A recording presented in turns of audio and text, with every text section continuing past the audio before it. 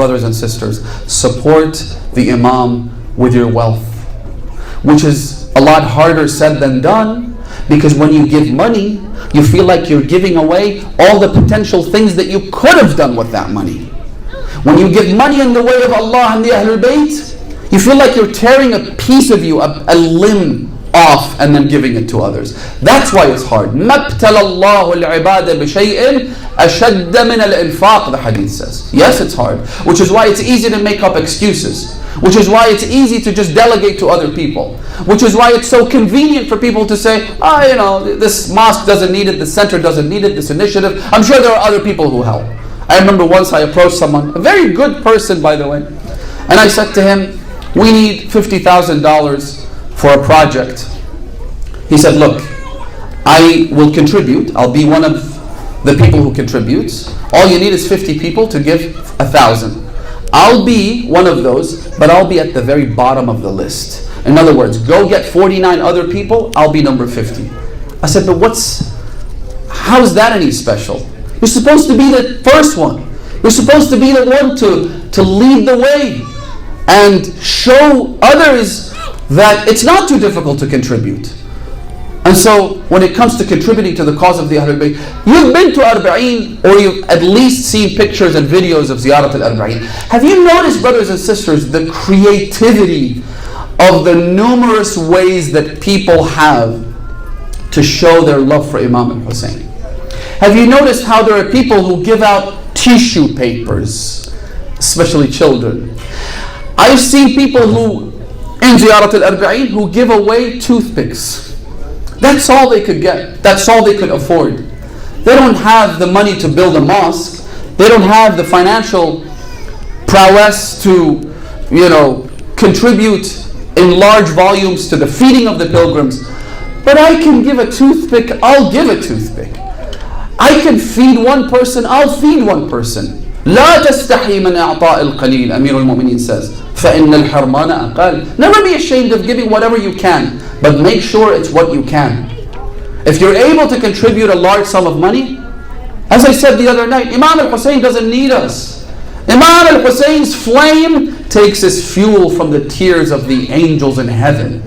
It's you and I who need Imam al-Hussein. It's you and I who need to prove our loyalty and love for him by doing these things, by making these sacrifices.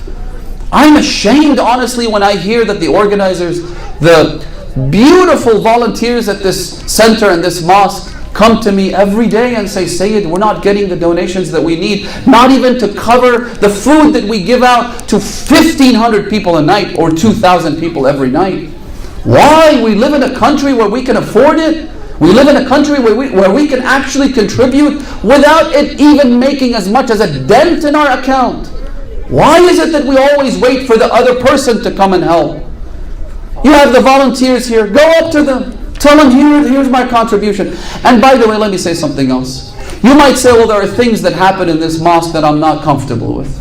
But show me a mosque where you're 100% happy with everything that they do.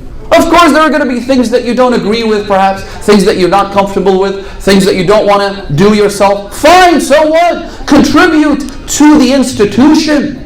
Contribute to the feeding of these lovers of Imam al-Hussein, some of whom come from 2-3 hours away, I was told the other night.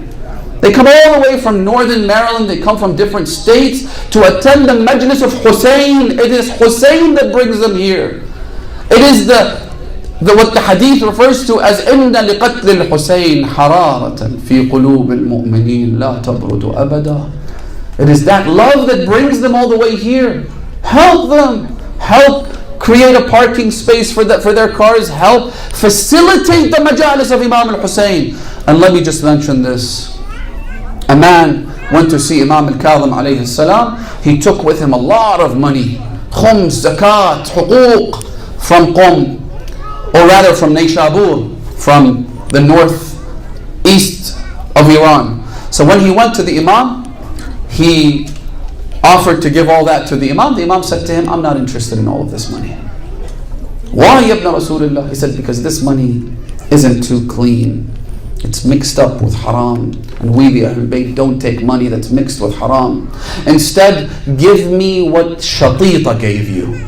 Shatita was this old woman who lived in Nishabur. Her shrine is now visited by those who pass through the city of Nishabur in Iran.